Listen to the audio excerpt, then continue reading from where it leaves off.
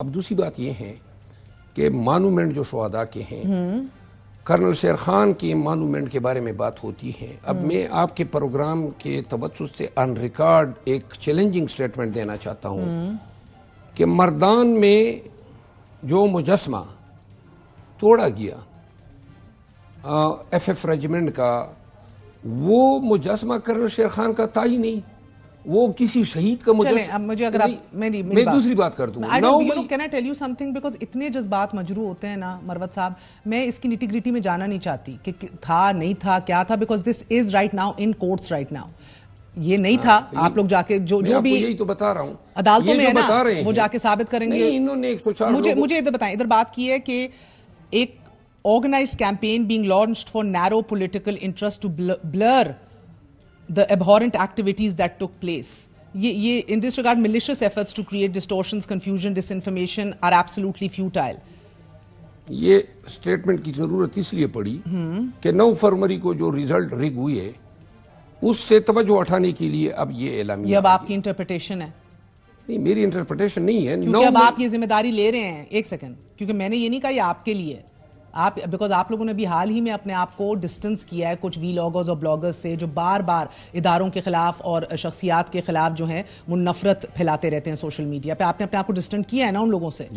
ہو سکتا ہے ان کے لیے آپ تسلیم کر رہے ہیں کہ ہمارے لیے ہے کیونکہ ہمارا مینڈیٹ بڑا تگڑا ہے. اس مینڈیٹ کا لینا دینا آپ اس کو جوڑ رہے ہیں ان چیزوں سے. جی، میں پی ٹی آئی کے ان چند لوگوں میں سے ہوں جنہوں نے خان کے اس نیریٹو کو کہ پاک فوج زندہ باد اور شہداء پاک فوج زندہ باد اس کو عوامی سطح پہ کنونشنوں میں جلسوں میں لے گیا اور یہ نعرے گونجنے لگے. 9 مئی کے بعد جو ظلم اور یزیدیت ہمارے ساتھ ہوئی اس کے باوجود یہ نعرے گونجنے لگے.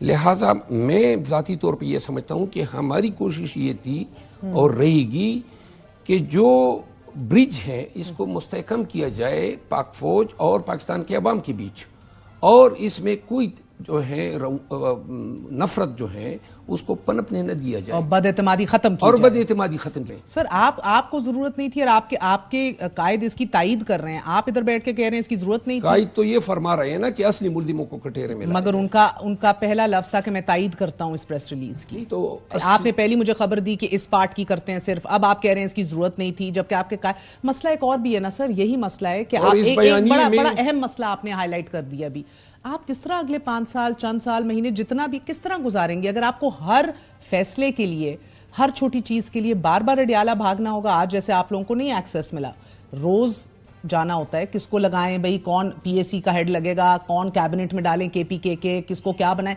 بار بار ادھر جانا ہوگا. کس طرح ہینڈل کریں گے؟ آپ میں سے کوئی بھی اس پوزیشن میں نہیں ہے کہ یہ فیصلے کر سکے. It is back and forth, it's very inconvenient. آپ کی بات صحیح ہے، لیکن ہر پارٹی کی اپنی ایک آرگنائزیشن. دیکھیں پی ایم ایل این کی بھی سارے فیصلے جو ہیں ان کی مرکزی قیادت کر رہی ہے. ہمارے پارٹی کی سٹرکچر ایسی ہے کہ بہت ساری چیزوں کو شبہات سے پاک کرنے کے لیے اور اس میں کوئی دوسرا آدمی انگلی نہ اٹھا سکے خان صاحب کی انوالومنٹ لازمی ہوتی ہے.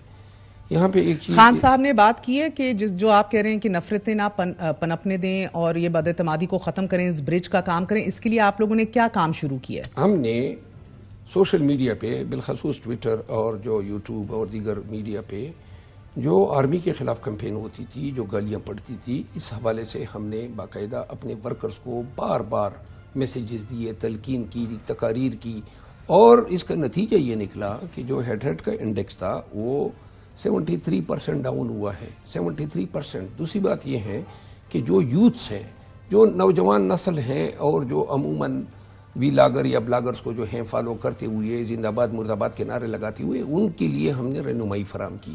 تیسری بات یہ ہے کہ کل کے پھر ہمیں کنفرنٹیشن لینی پڑی ان قوتوں کے ساتھ جنہوں نے ہم پہ بدلے میں ذاتی الزامات لگائے، اور آپ کو علم ہوگا اس کا.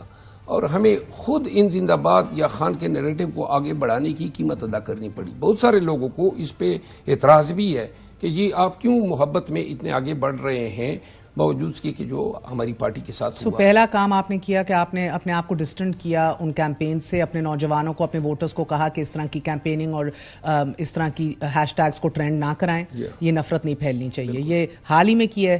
نہیں, ہم 6-7 مہینے سے کر رہے ہیں, اور اس میں P T I official media بھی لگا ہوا ہے, ہمارے انڈیپینڈنٹ جو آپ نے کوئی پہلے ایوان صدر سے رابطے ہو رہے تھے اور وہ برج کا کردار ادا کر رہے تھے, ابھی کوئی ایسی شخصیت یا گروپ کوئی موجود ہے؟ بیکاز خان صاحب نے کہا کہ مجھ سے رابطہ ابھی تک نہیں کیا گیا, اور مجھے پتہ ہے کیوں نہیں کیا گیا, مگر میں بتانا نہیں چاہتا. تو رابطہ ایک طرف سے تو بالکل نان انٹرسٹ ہے نا, اے پولیٹیکل وہ ہوئے ہوئے ہیں, وہ نہیں بات کرنا چاہتے. آپ لوگ کیا کر سکتے ہیں؟ دیکھیے جی, ہم رابطے ہوئے درمیان میں, لیکن ایسے روابط طے نہیں جس پہ ہم خان صاحب جو ہیں وہ کوئی عملی طور پہ آگے بڑھ سکتے.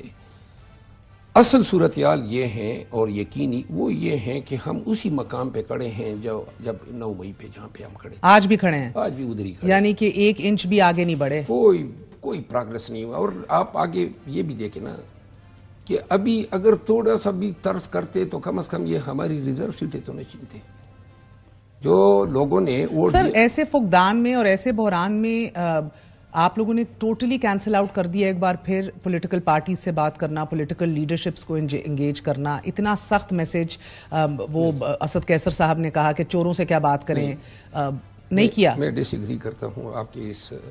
دیکھیے ہمارا مسئلہ یہ ہے کہ ہو سکتا ہے کہ کبھی آپ ٹائم نکالیں اور میں آپ کو وہ تمام دستاویزات اور رپورٹ دکھا دوں جس سے آپ جب گو تھرو کریں گی تو آپ خود اس پہ یقین رکھیں گی کہ پاکستان کے ساتھ, پی ٹی آئی کے ساتھ, عوام کے ساتھ بہت ظلم ہوا ہے.